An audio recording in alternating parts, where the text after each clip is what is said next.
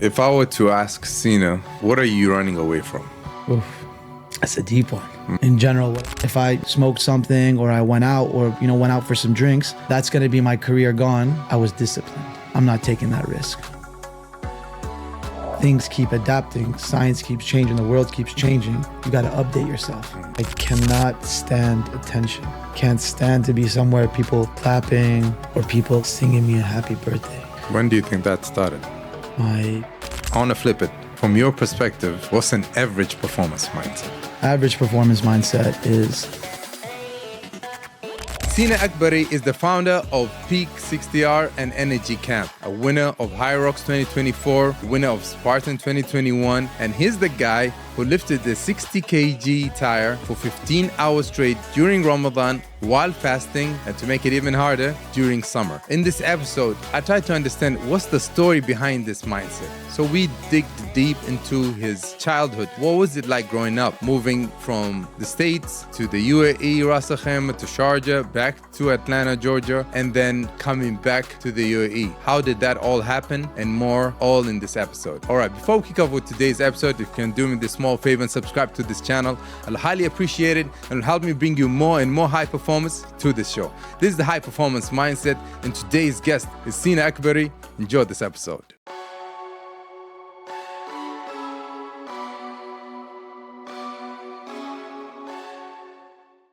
If I were to ask Seena, what are you running away from? That's a deep one. In general, what am I running away from? Deep down. Running away from the wrong path, running away from the wrong direction, running away from, doing things that wouldn't give me a future, a family, wouldn't give me, a place to say, I can take care of somebody. Running away from, corruption, running away from, not having freedom. I think that's probably I live to have freedom. So I'm probably, running away from not having that. Yeah. That's probably, take me back to high school days. Yeah. What comes to mind? Just,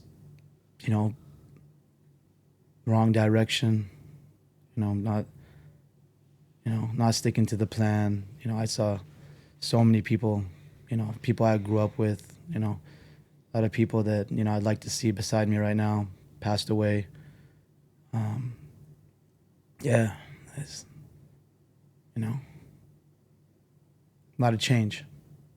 A lot of change in direction we could have gone, We all got a choice, but I think, running away from anything that could harm us. And for you, wrong direction or wrong path. Yeah. What is? I guess the wrong group of friends, or even just, not being strong enough, because a lot of the guys I grew up with, had amazing families, had the right to support. We had a choice in the environment to, stick to the education, stick to the, the sport.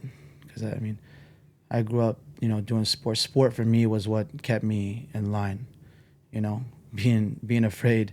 I went to wrestling one day and my coach said, you look tired. And I was like, yeah, he knew that he was waiting for me to say that, we know that, the weekend you went out, And I was like, no, I'm good, He was like, no, you look really tired. And I was like, I'm still like, he knows he doesn't know. Let me ride the wave. And I said one more time, I was like, I'm just, maybe I didn't sleep that well. Woke up, he was like, no, you look tired. I said, yeah, coach, I'm so sorry. The boys went out and, I didn't want to go. He was like, stop talking, go home. And that was the day, really. I'll never forget that day. I was freaking out. I was like, am I allowed to come back? There's no answer. And it was like, cool. When he said, just go home, it wasn't cool. His voice and his eyes were like, "You're not coming back." And I was shitting myself. I was so scared. I was like, what's gonna happen? Should I send an email? Should I send a message? I was like, I'm gonna send an email. Went home. I told my mom what happened. She was like, write an email, apology. It won't happen again. If it happens again, I will escort myself out the team, because, and this is what I love about sports. There was so much discipline.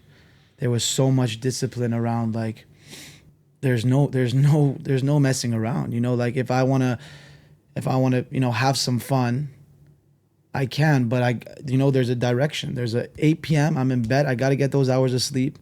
I can't go to practice tired.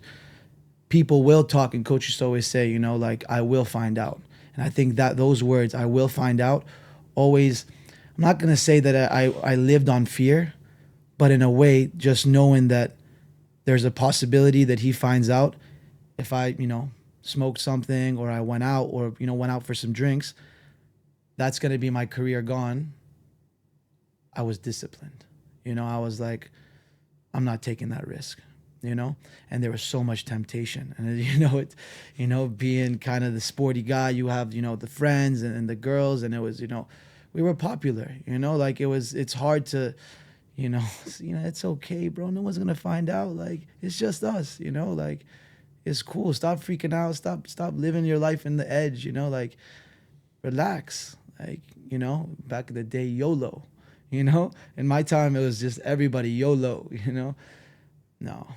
So, yeah, sports, there's nothing I think that could have taken me to where I am in this life by just being in high school sports. If I were to, usually at the end of my show, I ask, my guests, from your perspective, what is the high performance mindset? But I want to flip it. From your perspective, what's an average performance mindset? Oh, what's an average performance mindset? That's a really good one.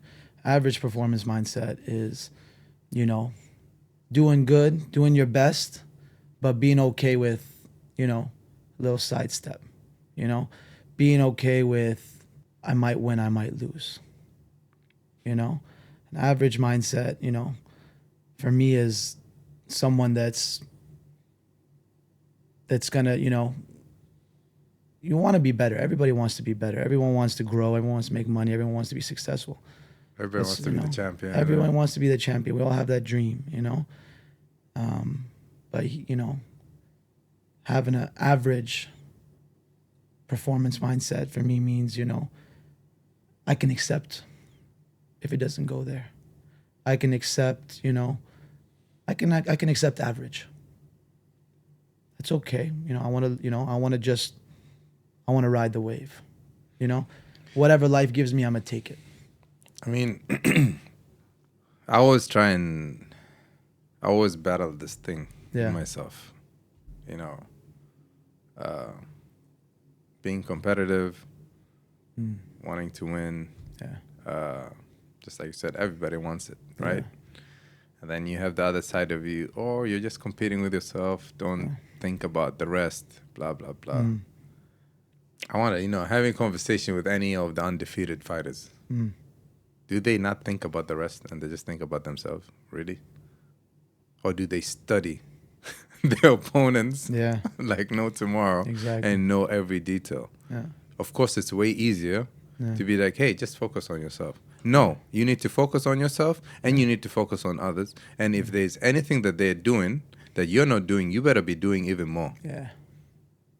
I don't know. What do you think? Yeah. I'm with it. Open your eyes. I mean, this is something my dad's always said, it's like, no matter what, religion, no matter what, they tell you, things keep adapting, science keeps changing, the world keeps changing. You got to update yourself. So you stay updating yourself. And the only way you're going to update yourself is to open your eyes and look around. So, yeah, bro, I can't agree more. I mean, I think, that tunnel vision is good for meditation. But you want to be that, high performance, that, that one of a kind. You got to open your eyes and see what's out there. Because if you don't, then you might think you're already there. You might think, I've already hit peak performance. Yeah, you think I'm doing good. Yeah, you never know. You never know. What I think the common mistake is people asking around, you know, if they've hit peak performance or they're doing good, or listening to someone saying, bro, you're legend. I think that, you know, helps, and, you know, your brothers are there for you, and it'll boost you. It'll definitely give you some dopamine, and, you know, make you feel better, and that will help you grow. But you got to study yourself. You got to, you know, you got to actually see. But I think if there's only so much you can be happy out of Yeah. people clapping for you. Yeah. When you're real with your own standards. Yeah. And you know your own potential. Yeah. You know what's your actual dream. You know what's your actual goal. Yeah. And if you're like killing it, I don't know, in some local competition, Yeah. and you know you're getting happy with some couple of claps here and there and tapping on the shoulder, and your dream is to be number one in the world. Yeah. It's like, yeah, that's where I see. Don't listen to people. Yeah. Maybe look at it as a small milestone towards your actual goal. Yeah. And until you've achieved what you feel you are meant to achieve, it's not over. Yeah. I've been through this. Like, I used to be a hip hop artist. No way. And we used to Rapping. Yeah. Nice. And we used to perform in Oman, and you know, all the parties that would come to us. Yeah. Football players, professional, you know, from the national team would come to our Higher. performances. But I never felt that was like really a big deal, because I felt we were meant. Yeah. Like at the time, like I was actually competing with 50 Cent out in my head. I'm like, you know, this is the track. This is my track.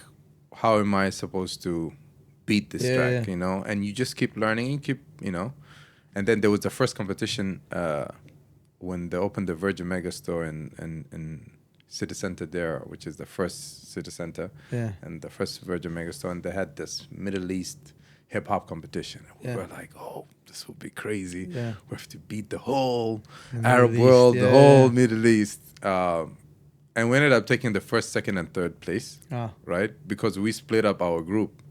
Yeah. And we still ended up winning. Really? Top 3 as well? Wow. Yes. And the winner gets to perform at the X Games, ESPN, you know, all of that. That's then it was played on Music Now. When you walk in the food court in City Center, it was like, live. We would walk around, it would be there. Like, yo, hey, Mom, on TV, you know? So, yeah, but that still didn't mean anything. Like, the actual time I felt like, okay, this is a hill that I always wanted, is when I stepped in Alicia Keys' studio, Swiss Beats Alicia Keys' studio in New York City as a songwriter. That's when I was like, I climbed the hill that I always wondered what's behind it. Super interesting, yeah. But when I climbed it, of course, I saw there's another hill. Yeah. Which is not the issue. I'm still not there. Yeah, but I just realized I don't want to climb this mountain. That was the... But hey, this is very interesting. Yeah, you know what I think? And when you said that to me, the first thing I thought, I was like, this is your answer, I think, with average performance. You know, a lot of people would take that local fame and be like, you know, I made it. So I think that could be, you know, a good kind of answer to... There's no right or wrong answer, but I think that's like, you know, can differentiate, you know, two different types of people, where someone, you know, you're performing for the national team football players, you know what I mean? Like, that's big. You know, that's, to a lot of people, that's really big. And he'll be like, yo, I've made it, you know? Start the Instagram, start the PR, start reaching out to get people to interview them. You know, I'm that guy. You know, they'll be like, I made it, you know? So I think that puts you in that, you know, category of, no, there's more out there. You know, I've seen 50 Cent. So I find, it depends. I mean, like, the person who's happy to be a professional is different than the person who wants to be the greatest of all time. Yeah. Complete different mindset. And I would assume also a complete different work ethic. Yeah. No, 100%. It's acceptance, right? I think now you know, the way you put it like that makes me understand that, you know, it also comes to acceptance. Like, do I accept that this is it? I'm there, you know, or no, there's more, you know, no matter what, even if you're doing fantastic, you know, someone very high performer, not your average, is going to keep wanting to go up that mountain you're talking about. Yeah. All right. So I really want to understand, Yeah. you know, Seena's mindset. Hit me. And you've won the 2021 Spartan race, Yeah. Middle East. You've won Hyrox, Yeah. Cape Town, Yeah. 24, which is insane. Uh-huh. MashaAllah. Yeah. You did the 15-hour lifting 90 kg tire non-stop while fasting in Ramadan. Like, it was 35 kilos. 35 kilos? Yeah. About 35 kilos, yeah. Like, we dredged just the thought of doing 100 squats. Yeah. And that's the actual flip. So the whole tire is about, I think, 60. Because we calculated what each pull was pulling, yeah. But the tire is actually 60 kilos, yeah. Nice. It was fun. I mean, it's a day I'll never forget. That was an interesting one. And it was in summer. And it was in summer. It was during Amazing. Ramadan, yeah. Like, let's go back to your childhood. Yeah. Like, you tell me Mm. your story till Seena now, at least the highlights Yeah. that you feel had an impact on you. Try to summarize it as fast as I can. You know, I was born in Oklahoma. I was born in the States. Oklahoma? Oklahoma. My older Yeah. brother is from Oklahoma. Really? Yeah. It's based in Houston now, but Yeah. grew up in Oklahoma. Weatherford, Oklahoma. By the time I was 6, I was in a farm in Ras Al Khaimah. I don't know how. I was in a little farm. I was in a farm with a kandura in Ras Al Khaimah, living in Ras Al Khaimah for about a year. 6 to 7, I moved to Sharjah. Living in Sharjah till the age 10 and a half, 11. Still not exactly sure. It was about 11 years old. Go back to the States. Go back to Atlanta, Georgia. You know, this phase right here was a very who are you? Yeah. You know, what do you want? You know, to myself. You know, what's going on? You know, it was my parents divorced when I was very young, and you know, my dad been in the UAE for a very long time. So, you know, when he moved to Ras Al Khaimah, he was, you know, that was the time when everything was good. Mom, like, let's go, you know, let's live in Ras Al Khaimah. Let's move to Sharjah. Was living there. Both parents, all good, but it wasn't working out. We saw it. Me and my sister, we saw it as kids. You know, it wasn't working out. And my mom's, you know, I want to go back home to States. And we were, I was a mama's boy. My sister, you know, woman thing. We're like, we're gonna come to the States. Nothing, you know. We were happy in Sharjah. Honestly, I had my friends. I was going to SES.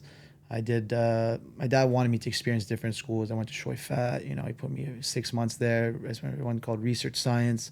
You know, different schools. I was playing football. I was always playing football since, God knows, I don't know, like maybe 3 years old. I was playing with the ball.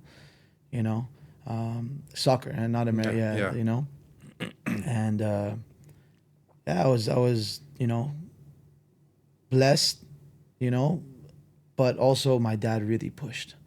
It was like, I remember he buying me CDs, you know, to watch the videos of how to pass, how to kick, you know? And I'd watch them in the house, go outside to the park and practice. He put me in every team you can think of, you know. He's like, there was a time there was Manchester United, you know, youth. He put me in there. Rooney was the owner at the time, I remember. Then my dad was like, you know, I need more. I need to push this kid. He needs to go. He put me in, he tried to put me in Al Ahly. At that time, you had to be Emirati. Okay. And even now, like, I think there's still different standards and different rules to, you know, get in. But you had to be Emirati to be play for Al Ahly. My dad was like, look, you know, he's really good. You need to just let him come to trials, da-da-da. and he knew somebody. He was he was one of the, I guess, the sponsors. Ali Karimi. He was an Iranian national player, football player. My dad knew someone that knew someone. He said, "Look, just put him in the trial. Just check it out. If he's not there, he's not special. Like, that's it." And I went to the trial, and they were like, this guy's talented. Like, let's put him in.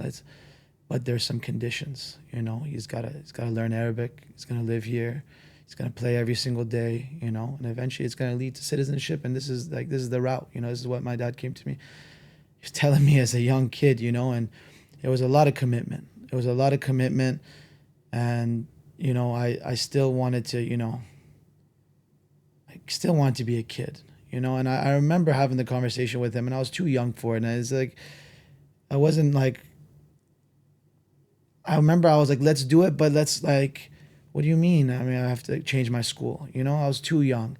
And, you know, I was thinking about my friends more. I was thinking about the school. I was thinking about, you know, coming home and playing my Nintendo 64, like, you know, it was tough to say, let's commit to this, you know?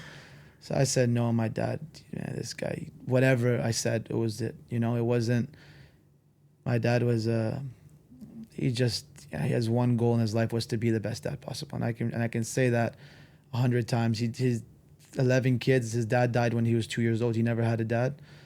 So I remember from the moment, you know, we got to, you know, 4 years old, I can remember things. My dad was just like, the fights with my mom were like, you're just spoiling him. He's getting whatever he wants. You know, you're not spending time enough with me. You're always with the kids. Like, if I came home and I said, like, take me here, it wasn't about like dinner with the family. It was like, oh, he's going to take me there, you know. Believe it or not, bro, think about this. When I was 8 years old, I had a Yamaha Raptor 350cc. There's videos of me, you know, in the desert, like doing wheelies at 8 years old with a Yamaha Raptor 350cc in Sharjah. That's, you know, like for an 8-year-old kid. Bro, we used to, you know, I used to show off a lot to the friends and things like that. And the family friends, the parents would be like, this guy's crazy. Like, not me, my dad. They were like, this is my unethical, like, this is wrong. He's going to kill himself. Like, this guy is not, it says 16 plus on the thing, on the side of the ATV. It's always a sticker there. Yeah. Oh, you were that kid in the neighborhood. I was that kid, bro. Side. I could do the donut in 2 wheels. Keep circling. We were living in University City. I was working Sharjah University, AUS, you know, so we were in the compound. I'm sure all your neighbors were happy. Yeah, they hated me. It was every time a friend came over, let me show you something. You know, it wasn't the Banshee. The Banshee's the loud one. It wasn't like obnoxious loud, but it was loud. You know the Banshee? Yeah. The Raptor's nicer to ride, but Banshee's loud. Wild as well. Yeah. I never got to But it gets a kick. Yeah. Yeah, I get it, yeah. Apparently has the acceleration or something. Yeah. This is it. Go wheelie better with it. So that was happening. School, you know. I used to get in a lot of fights in school. I don't know what it was. It was the ADHD maybe. It was the coming from this, you know, I don't know what it was. I was a bit of an outsider. You know what I mean? I was still like, even now, like, I understand fluent Arabic. You know, you talk, like, nobody will believe it. And you'll never hear me say a word, but I can understand everything, especially the Khaliji. Like, it's, you know, I grew up with it. But I was always kind of like, I think it was football. You know, now when I really go deep into it, it was always from, like, sports, you know, kicking each other's foot. Like, it was little stuff, you know. But I used to get in a lot of fights, so, you know, I was getting in trouble a lot. My mom was super upset. I got expelled once. Creative science, they fully expelled me. They're like, this, you know, this is out of hand. Like, it was not that I remember for a fact I didn't enjoy fighting at all. I didn't like it. Like, it wasn't, I never wanted it to happen, you know. But to now, I still don't know what it was, but I remember, like, I was very competitive, extremely competitive, and somebody would kick me, you know, and I would get really upset, and then, like, I wouldn't do anything, and then they'd kick me again, and it was just like... But I think, I mean, I grew up with that, like to a certain extent. If you're more of the shorter kids in the class, then you're gonna get picked on. Yeah, and this is 100% shortest. I'll tell you. So I understand. I've been through it. So now it depends. Are you a person who tolerates couple of times getting bullied? Are you the person that it just takes one and couple? You know, how far do you go to make an example? You know, that depends on. It definitely was a couple, and I remember like, I would take it too far, but it would build up rage. It would build up rage, and I just think like, I remember I was a dribbler, you know, like I could and kids get mad if you put it through their legs, you know. What do they call it when they going through the legs? Like, we used to call it, I don't know, we used to call it dobo. Dobo is like, you know, I don't remember. Between the legs, it's like, oh! And I was the kind that would hit it, and I would just make them know that I hit it. You know what I mean? Let everybody know. So I was playing with the fire a little bit as well. But yeah, so like, that was it, you know. A lot of, you know, the expulsion, and then of course a lot of, suspensions, I guess. So my mom, you know, obviously with their own problems with family, let's go to the States. So I went there, and throughout the years I've been coming back and forth to the UAE because my dad's. But that's based when you moved there, also that's now again getting to a new turf. Yeah, that was another new world environment, as well. fitting in. It was a very new environment, a very new world, and I wasn't even American anymore. You know, like I was a Khaliji boy. You know, and. Yeah, I remember that. That was I came in very shy. I remember that. I came in like the complete opposite of Seena and Sharjah, you know, where I was like rowdy, I was like super confident, super like hyper. And over there I was like, you know, I don't know where I'm at. Like I'm in Atlanta, you know, this is like, it's not even your regular state. Like as soon as you go there, they're like, don't go here, don't go there. Be careful how you talk to people. Don't mess about. You're not in Sharjah. Like I remember it was like, you better, you know, watch out who you bump into even. Like, so then, I went there very, you know, shy kid, doing my thing, straight to sports, but so shy to even go to tryouts. I don't know what it was like. You know, the thing with Atlanta, it's not New York, it's not Cali, it's not a state that has that much. Like there was 2 Arab kids that I knew in the entire high school, and we're talking about a proper huge high school. Wow. We're talking about Collins Hill High School. You search about, it's probably one of the, if you've seen it, it's like 5 times the size of your biggest high school here. The movies, the jocks sitting, the cheerleaders at one table, you know, like your proper, you know, the kids at the table with the pencil rapping back and forth. Like it was a huge school. You know, but I felt super left out. Like, I don't know, what am I? You know, my dad's Persian, my mom's Puerto Rican, and you know, I grew up in Sharjah. I was like, where do I fit in? You know, so that took some time. When I ended up, you know, going to tryouts, my mom pushed me to go. I was too shy. I missed like 2 seasons. This is for soccer? This is for soccer only. Missed 2 seasons, and then, you know, finally my mom, she forced me to go. She picked me up. She's like, we're going somewhere, and you'll get your football shoes. And she took me to tryouts. And, you know, you wouldn't believe it. I didn't make the team the first year, you know. Why? The standard was so high? No, I was just so nervous. I was so nervous that I remember why the guy didn't pick me. I remember the ball came to me, and, you know, I was running towards, you know, it was just me and the goalie, and there was a guy right there to pass it to. Something about, you know, not knowing the team, not knowing who's there. I'm going to try to dribble. Boom. He went straight for the legs. He went, you know, dive in, grab the ball. And I remember, I blew it, bro. Like, I didn't make the team. And that was a moment in my life, you know, from, you know, the best. I want to say the best, but I was top, you know, in Charlotte. I was top. Because that's 2 mess ups. That's 1, you not being a team player by passing the ball. And 2, you're not as good as... Can't even draw the goalie. One-on-one. Can't shoot. Because if you had scored, right? Yeah. Still, it would have still been a 1 point off, right? 1 point off. Yeah. But still, there's something else we need to work on. And I love about team sports. Yeah. Yeah, you're 100%. So no cut, ego shot down. Felt like I'm choking, like something's like, what am I doing here? You know what I mean? But that's good. You can't give me football, like you can't give me Especially life. when that's your identity. That's it. I've never been good at education. My only subject's been good has been math. And I don't know why. Until this day, I'm still trying to study. When I was studying psychology, one of my first things, I went to my professor, I said, why am I good at math but really bad at everything else? He just didn't give me an answer. Like, his answer was just very broad. Do you like your math teachers?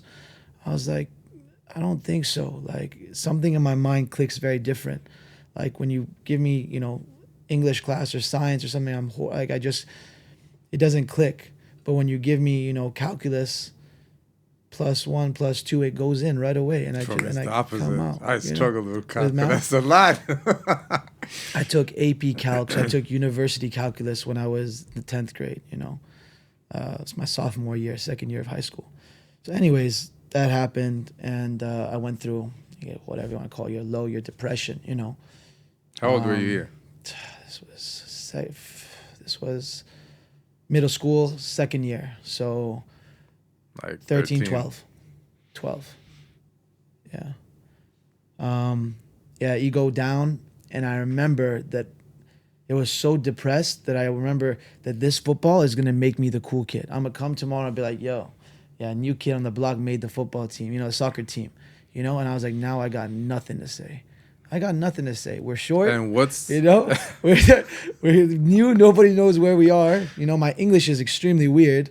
I've got an interesting English, bro. Like, I'm coming from Sharjah. Like, they don't know. Hermano, is he Mexican? Because Atlanta, bro, when I say, like, not diverse with Arabs, but it's diverse with Mexicans, with Colombians, with Cubans, black people, a lot of black people. It's mixed white people. We got your southern white people. You got your, you got your gangster black people, and then you got your super southern black people as well. And you have to be in one of the communities. No matter, what they say. I will till this day say, though, I think Atlanta is one of the least racist states in the world. I'll say that till today. And I say that because we've got so much diversity, and it's such a mix that, like, you got no room for that shit. Like, there is no room for that. You know what I mean? There's no chance. Like, I remember my friend used to tell me, 1, forget, you'll probably get killed if you try to be racist. 2, the system was so good on this and strict, it wasn't a suspension. You want to play with racism? Get out of the school and make sure no one in this, and I want to make sure everyone in this county knows you're a racist. Wow. Our teachers, our principals live by this as well, because I'm sure of the history and everything, and gang wars and stuff like that. They were so strict on it. So no one even felt it. But for sure, you could see in the lunch, like, there were some groups, but again, mix. You know what I mean? The sports is, sport. When I say sports is everything, it even stops politics, racism, everything, bro. I was just talking to a friend the other day, and I was telling him, there's a lot of countries, that could be deep down racist. But when they see, in their football team that there's, different colors, things change, Like, it brings people together. It brings people together, because that's your idol team. Whoever's on that team is also going to be your idol. Sports is something, man. I know. Anyways, so that happened. That was a year of tough life. So what were you doing for the right rest away, of... going the wrong direction. I got to be the cool kid. And that went all the way till high school. So it's a whole year. It's a lot. Like. So when did you get into wrestling? So as soon as I got to high school, freshman year, I got to high school, went to football. Made the team. They told me you can take 2. You can take 2 sports. What did I do? I took track. We call it cross country. So it's like long distance running. Not sure. It's cross country. So it's like, you can imagine anything between 5 and 15K, with hills and that kind of stuff. So I took that because I was like, this is what's going to help me with that. I'll take these 2 sports. My dad loves wrestling. My dad's grandfather was a professional wrestler. Oh. He found out from Sharjah at my school, he was researching, you know, he was always had my back, calling me everywhere, you know, every day, like getting those calls on those Blackberries. And, you know, he was like, you know, your high school is not only the best in the state, but like can compete, you know, high schools in all of America for wrestling, freestyle wrestling. And he's like, I know you. Like childhood growing up, I've been to Iran max 4 times. And it was like summer because UAE to, you know, just go there, see the family. We used to wrestle. Oh, okay, with your cousins. Cousins, bro. Like, imagine like exactly like you're sitting at the majlis. You know, you're at the family house. You guys finished eating. You know, they wrap the sheet where you eat. You know, and then that area is open. There's a circle like a majlis. You know, on the floor. The kids come inside and you just wrestle. Is this a family thing or is this Iranian? That's a very good question. I think it's more of your family thing. It might have been a family thing. Yeah, I don't think all Iranians. Because my great grandfather was very looked upon, like great upon, and he was a wrestler. He was a kushti pahlavani, you know, Olympic. So it was like I think the whole family was genetic, and you know they thought that, you know what I mean. They at least believed it. So we were wrestling, and I was good. Like I can tell you, like I was the kid that everyone like, yo, wrestle Seena, like wrestle Yusuf's kid, like this guy's, you know. And then they used to fake, like, we used to do arm wrestling. This is during the age, like, 2 to 11. Yeah. And your wrestling, you would learn it just from, let's say, watching on TV or what? No, it was just, honestly, I never even watched wrestling. It was like, put his back on the floor. Yeah. You know, just grappling, put his back on the floor. And then, yeah, we used to just throw each other around, and the parents don't say anything, bro. Like, literally throwing... We would cry, you know, like kids would start crying, and then they would just like pat on the back, give you like, it's okay, bro. Like, you know. Go again. Yeah, go again. Now I think about it, it was rough. Like I remember I would have a lot of cuts in my face all the time because they kept from scratching each other. Hey, they didn't know how to wrestle.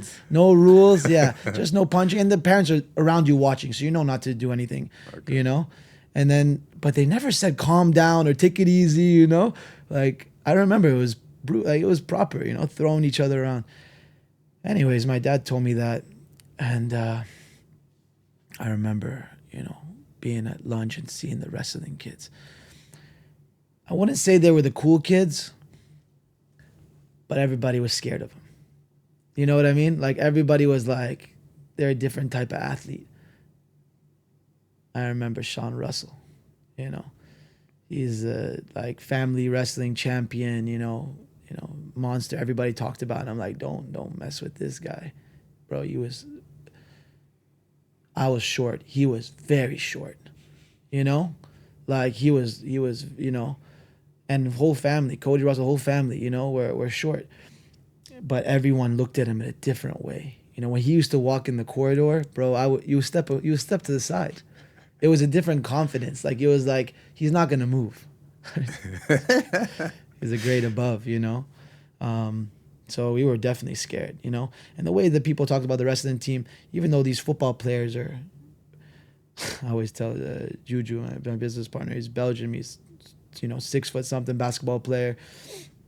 I tell him, bro, you know, the way you look right now, how big you are, these kids in high school that were 16 years old, taller and bigger.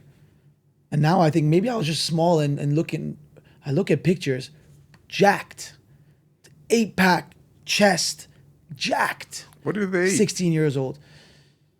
They a lot of stuff, you know? You know, when it comes to the States, I will say they take sports seriously. I'm not going to say too seriously, but I will say a bit too seriously. My coach, you know, it's okay. I'm not going to mention names, but they used to tell me to chew tobacco, 16 years old, to make weight. Oh, it helps with the... Yeah, weight cut, to keep spitting at lunch, you know? You know? Crazy. And as, you know, at 16 years old, you know, if that was any other country, you go home, tell your parents that teacher is out. You know what I mean? Like, it's done. But now, sport, you want to be on the wrestling team, you know, you want to be, you know, this is how it is. You're gonna make your weight cut. Oh, that's it. You got a long way to go, buddy. Go ahead. Go start spinning for till tomorrow. Go wear that sauna suit. Run for 2 hours. I'll see you in a week. If you don't make weight, you're not wrestling this weekend. You're out the team. Why is weight cutting So important. so important, but so like I love watching like boxing, UFC, Yeah. and when the fighters say that the most brutal thing part of preparing Yeah. for the fight It's weight cut. is the weight cut. Yeah. Why? Look, there's an importance to the coach and the team more than anything, I think, and that's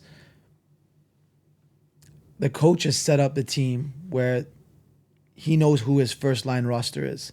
You're at 126 pounds, you're at 135, you're at 150, and you are the starting of that line. You know how you said you study your opponents? We do the same thing for that weight class. We know who we're wrestling, when we're wrestling, and what weight class we're representing in the school. So he wants, there's no joke for me to not make weight and have to wrestle above because my brother over there is already ready for that. So there's no choice. And he doesn't want to, go to a tournament when, say, my 126 didn't make weight. He'll kick me out right away. So the importance of it is super serious for a school that takes, wrestling so seriously. And But why is it so difficult? Why is it so difficult? Have you seen how nice the school lunches are? The hot dogs and the pastries, eating salad, fasting till 2 p.m., sauna suit in the morning before going to class. As a teenager, sweating, to have that discipline. drinking 4 or 5 liters of water a day. I can't even drink 2 liters now. I'm remembering 4 or 5 liters a day.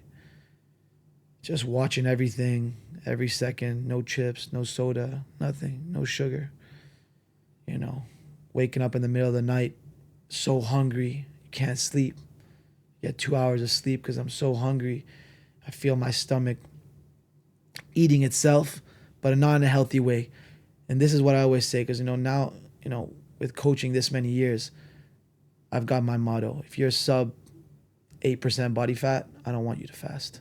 I don't want you to allow your body to eat itself, because you're not only losing fat, you're losing muscle as well. And I know how unhealthy that can be as well. I've looked at the science behind it, but bro, I was 5% body fat.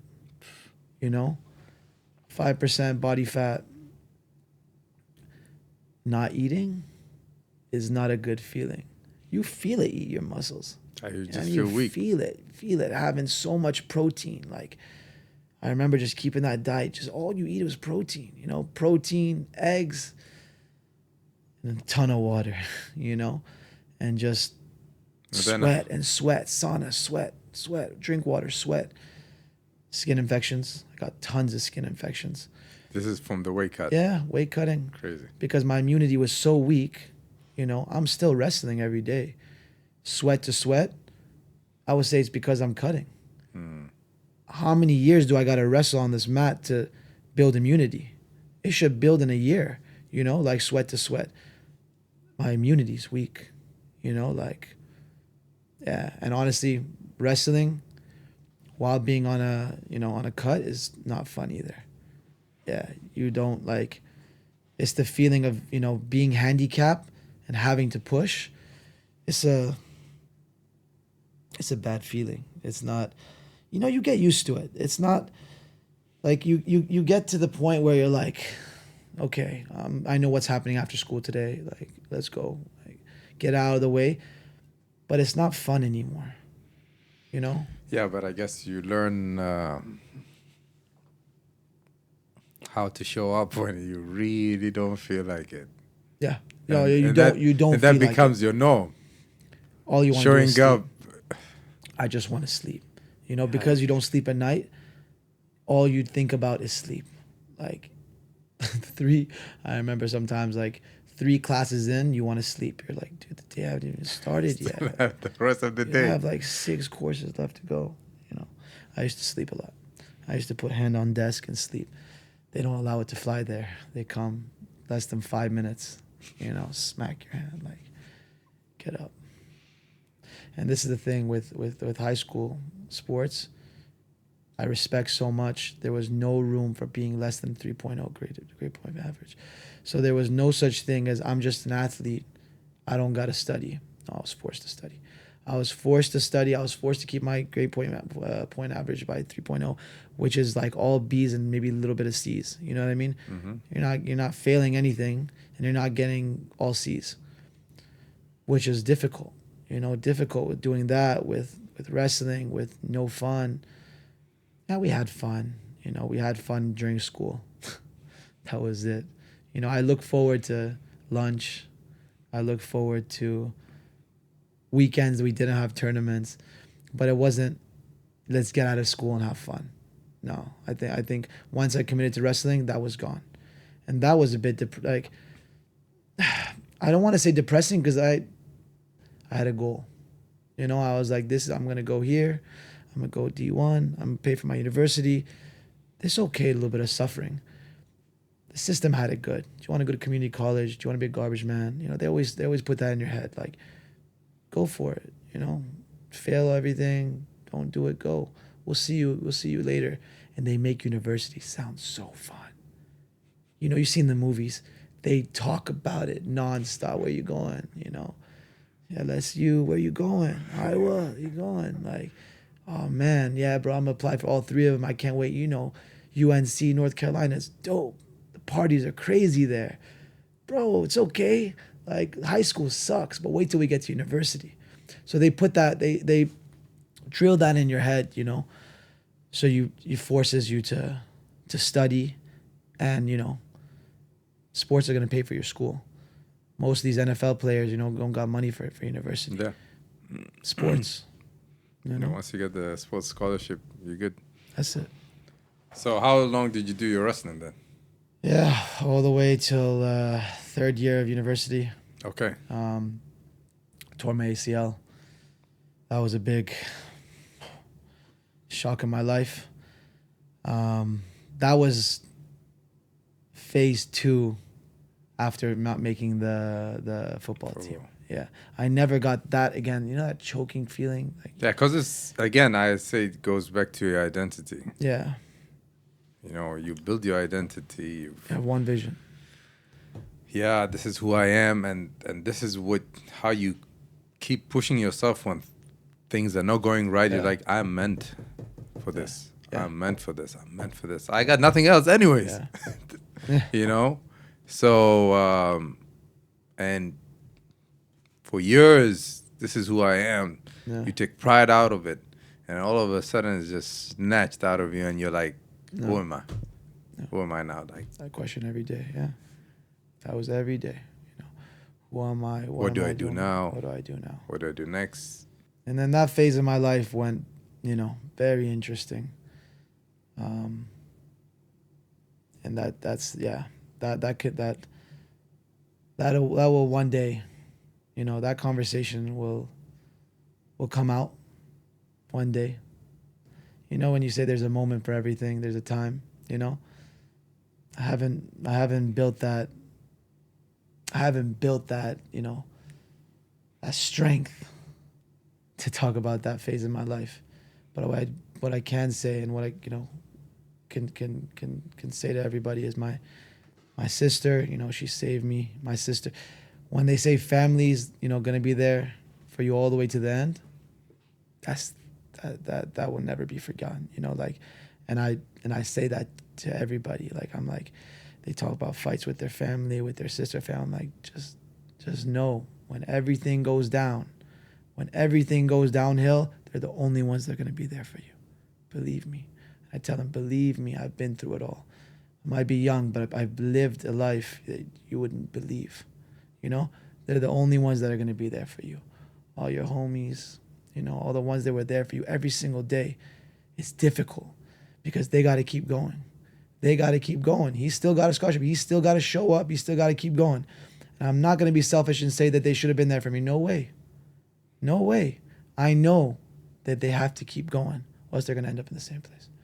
So, yeah, that phase is my sister, that I thank every single day. You know, picked me up strong, made me stay, with her in university for weeks.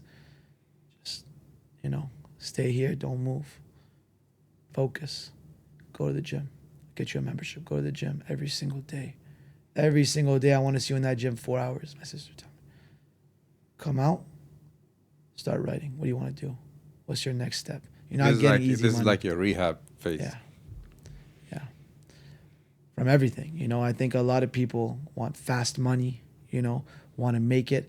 And when your dream and when you're, so fulfilled for so long, all gets taken away, you are not going to accept building up from zero. Some will, and some are very strong. I didn't accept it. I was like, I was already 3 years away from making a lot of money. So I'm going to make a lot of money. I'm going to find a way, whether crypto, whatever. Your mind goes everywhere, fast money.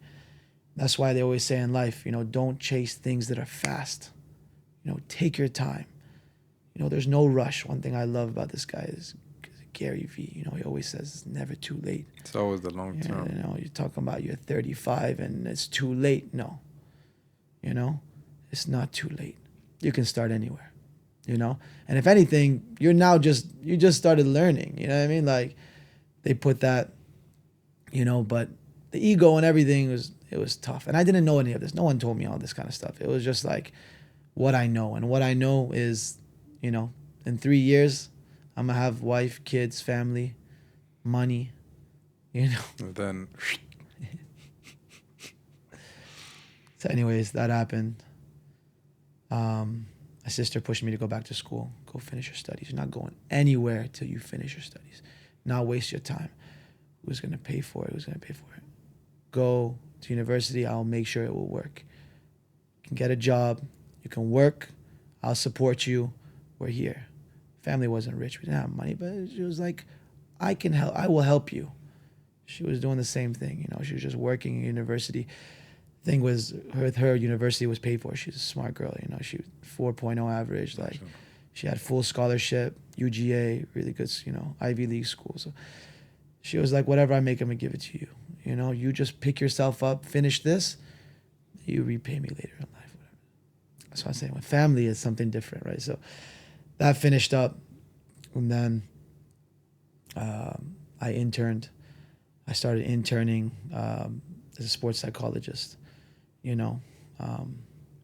Some there wasn't clicking for me. Something there was.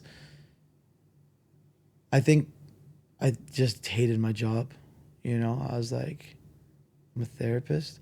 The thing is, it come from from all this sports and active and I'm still in the sports industry. I did my BA, I did my bachelor's in psychology, my sports psychology master's, and I was like, you know what? This is my road. This is my field. That mindset. If I couldn't make it, I'm gonna make other people make it. That's it. Somebody on the internet or a book I read. So that was all I believed in. That if I couldn't make it, I'm gonna make people make it. 6 months in, I was like, it's not my thing. It's really not my thing. Sheila, that's my sister's name. I gotta go out. I gotta move. Because right now, I'm telling you right now, again, my mind's like, I want the nice cars. I want the money. Yeah, I mean, want that. You know what I mean? The athlete is the guy in the limelight, not the guy in the back. She's like, where do you want to go, bro? I was like, just anyways. Dubai's popping. Go. Dad's there. Go. If you don't like it, you come back. Go. It's like, Sharjah? She was like, no, you go to Dubai, you go to Abu Dhabi, you go anywhere. Like, just go.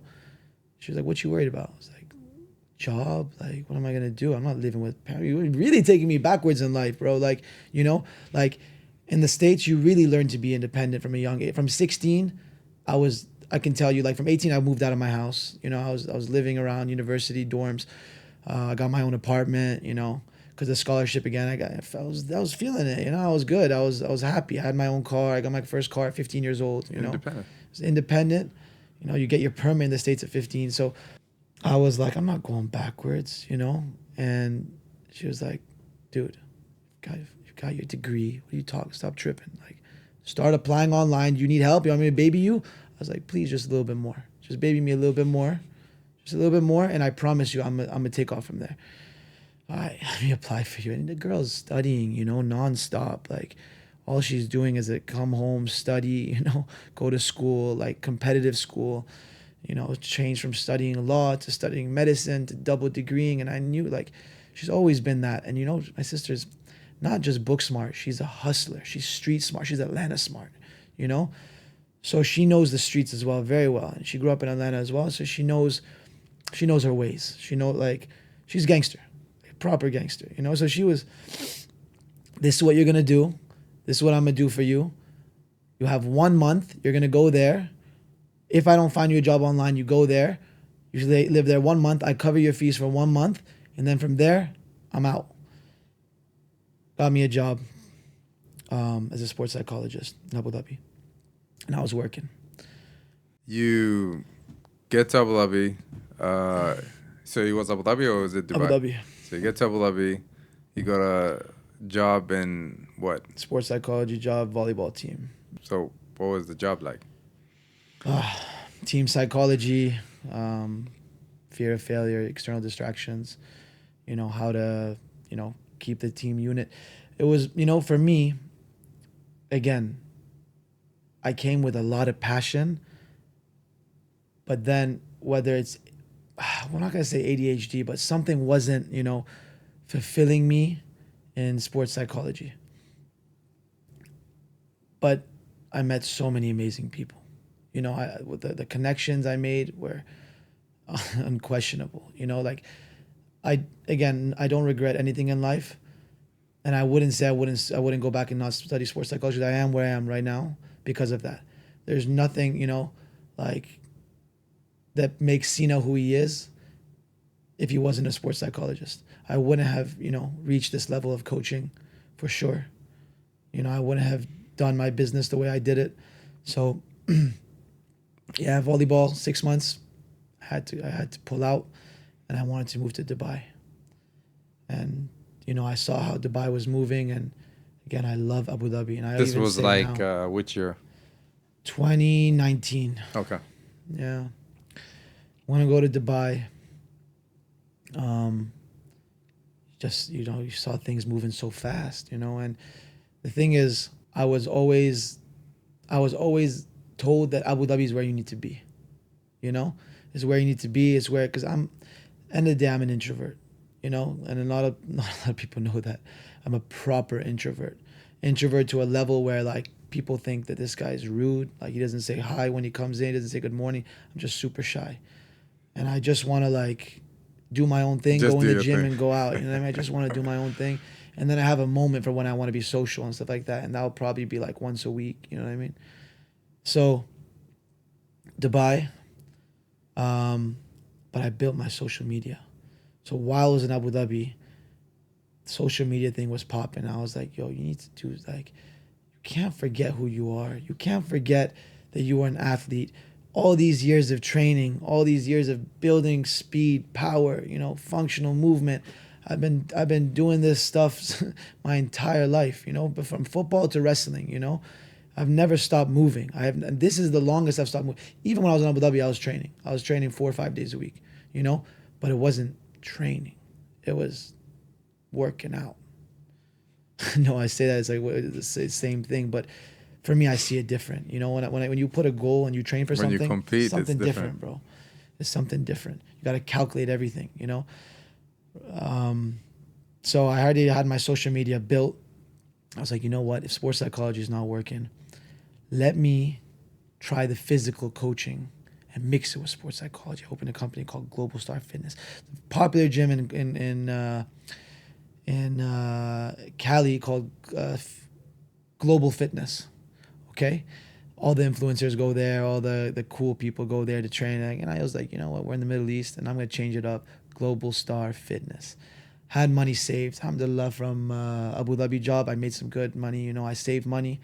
I had enough to hold me for a good, 6 months maybe, to figure out what's the next step. So I went, opened my own trade license, GSF, Global Star Fitness, and I just went on social media, and I was like, I am Crazy.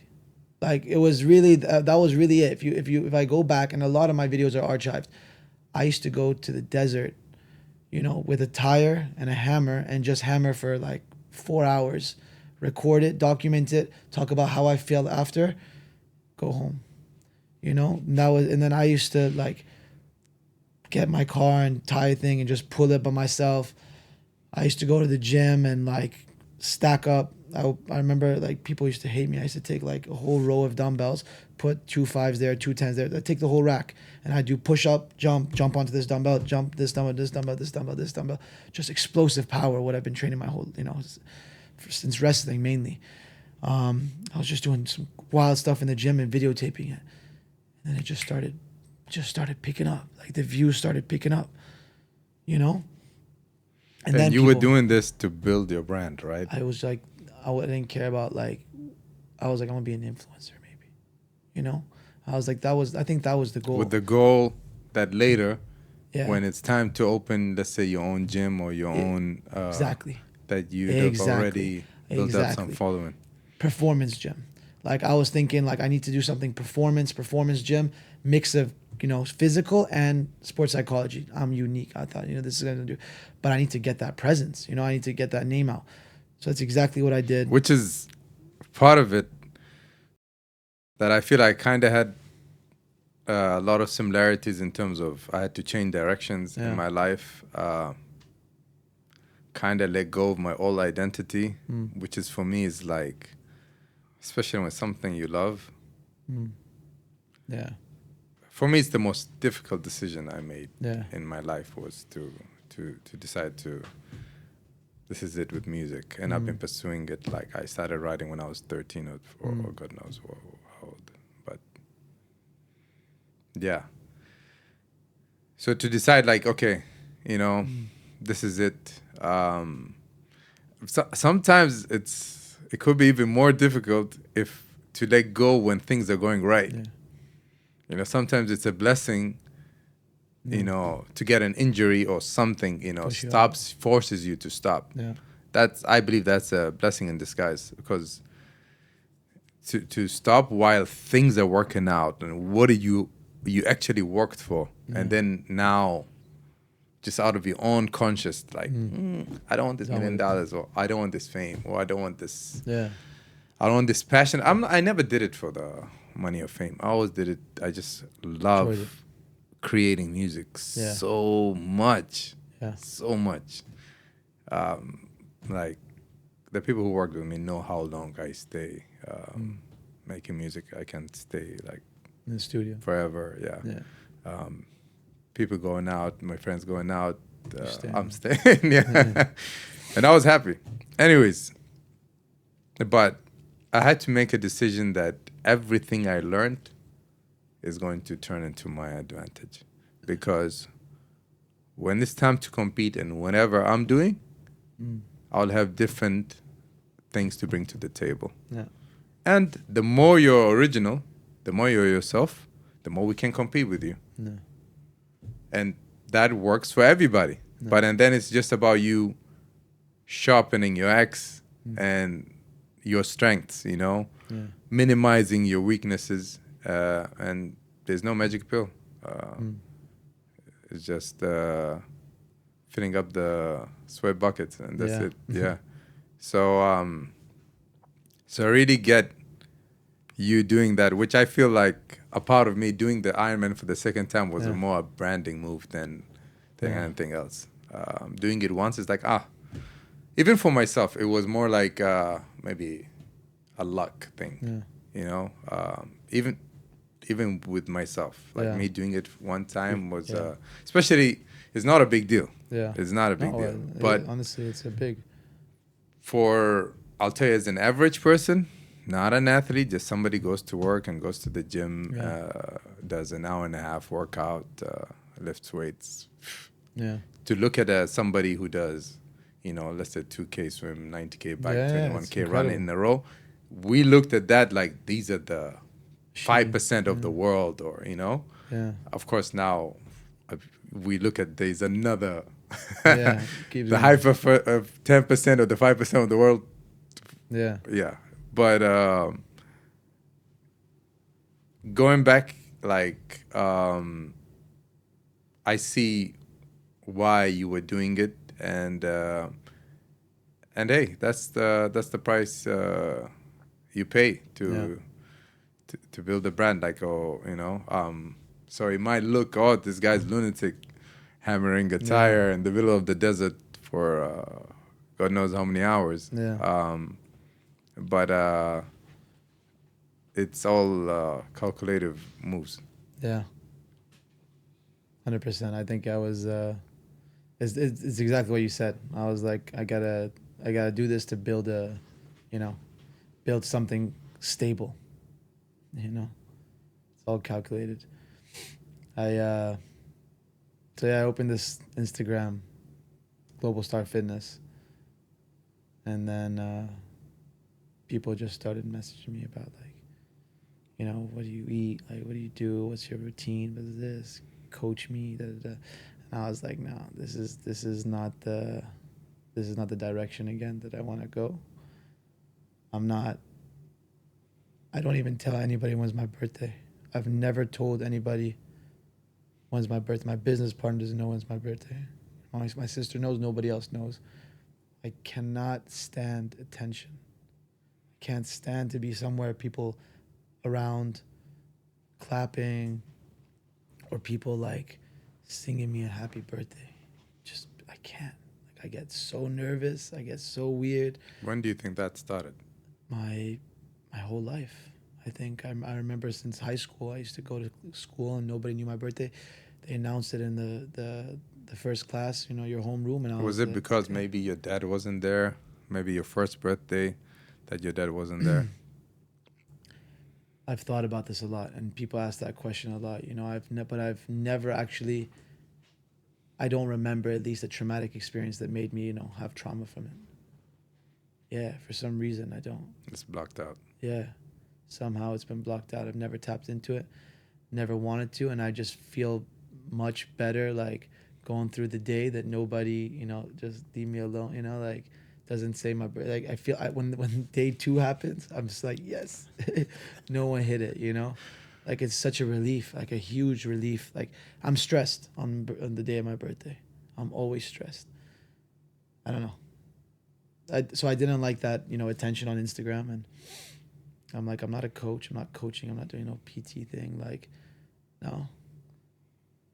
Then, I had a guy that used to, come to the gym, Emirati guy, and he like he was he vibed with me. We were just like, we clicked, and he was very respectful, very nice, and I was like, we should train together. Like, let's train together. We trained together, and he was just doing my routine with me every day. Just the regular stuff in the gym. The less performance, more bodybuilding, more. And he was like, bro, like, do something unique. He's like, it's not the regular. The way you push, the way your style of training, your rest time, the every way you're moving, like. It's not, I've never seen anyone train like this. This is weird, bro. Calm down. Like, why are you so intense? And I was like, bro, this is how we train. Like, we're not gonna come to the gym and, do 3 sets of 12. Hang out. Yeah, like this is how we train. You know. I was like, put your headphones on. He was like, no, bro. I was like, put your headphones on and I'll tell you what to do and let's train. This is how I train. He found it so weird that we were together training and I put my headphones on. He found it really weird. And then now that I think about it, it's super weird, But that's how we did it. Like, No, but there's levels. That's how we did it. It was If in the you in the train on a room. professional level, Yeah. let's say wrestling, Yeah. like till uni, that's If like already. if I'm not on the mat with the team, doing strength training, I got my headphones on. I was just used to it. If I'm in the gym doing my accessories by myself, I've got my headphones on. I think that also has to do with the level of intensity of the Yeah. workout. Yeah, I needed it. I You need need it. to be. Tunnel vision. Yeah. Yeah. I can't talk about something, and then hit a set. I got a time. I'm on an EMOM right now. I'm like every minute on the minute, I've got to hit this. Anyways, he boosted me. He boosted me a lot. He said, bro, you like, my like in 3 months, like my bro, I feel like, look at me, like I'm feeling strong, I'm looking strong, like. And he used to boost me a lot. He used to like all the time be like, yo, this guy's a machine, da da da. Like, you should train with him. Like, come join our session one day. Like, this guy's like this. And he would show off his body a lot, and everyone would just be like, yo, that's Seena. You know what I mean? Like, it was that kind of vibe. And again, I didn't like that. But it gave me some kind of I told you something, though. satisfaction, you I know? told you something. You know, I felt happy that he was so happy. This was really, I think, him becoming so happy, I was like, okay, like, I'm doing something good. You know, Which is a very addictive also. it's an feeling. addictive thing. It really is an addictive thing. So then I said, you know what, like, let's go all the way again. You know, another route in life, you know. Just before COVID, you know, like, where's, I'm going to put all my money into this, you know, what I need to study to, NASM, you know. Oh, NASM's not enough. You're in the UAE, it's to be reps. How much does that cost? 7K, level 2, level 3, go for it. Boom, go. Kept going. Yo, Sheila, running out of money. What do you, like, all these courses and stuff. She was like, dude, like, what are you taking the courses for? I was like, yeah, like, you know, I'm liking this whole coaching thing. You know, I'm enjoying it. She's like, dude, post on your Instagram that you're coaching now. And I was like, really? Like, was like so like, bro, again, coming from a D1 wrestler, like, I just didn't like, I didn't see this ever. You know what I mean? It was just like, I'm not gonna, like, okay, whatever. You know how to make graphics? You know what I mean? Make me a graphic, you know, send me something like PTing, da da da. I did it, and then I was like, yeah, you know, I need mesocycles. This is not enough. You know, coming in like from a level 3 PT, this is not enough. I need more education. What's the next step? You know what I mean? I remember my coaches, you know, drew me mesocycles. You know, we had progressive overload, Seena, weight training, your deadlift increased by 2.5%. I was like, I don't know how to do that. They didn't teach me that in level 3 PT. Let's learn. S&C, level 4, let's go. Oh, now I'm getting it. Now we're getting there. It's not enough even. Even level 4 is not enough. You know, for me, it wasn't enough. It wasn't enough. A lot of people, most people PTing level 3. I need more. I need something more. Let's look at Phil Daru. I started looking at UFC coaches and things like that. He came, he did a course in Dubai. You know, I was like, sign up. I went and did his course. I was like, now we're talking. Now we're talking. Because now I remember now you're reminding me of my coaches. You know, that just gave me something that I feel like now I can really add more value than them going on bodybuilding.com and getting a workout. Anybody can search, you know, chest workout and come and hit it in the chest. I'm not going to stand there and count your reps. You know what I mean? I need to do something more. I need to calculate. I need to study. I need to make you do an overhead squat and tell you, yo, that you're not aligned. Like, fix that. You got impingement. Okay, we got weak hips. You don't learn that. Phil Daru, really, you know, he went into strengthening your toes. He went into toe activation before going to plyometrics.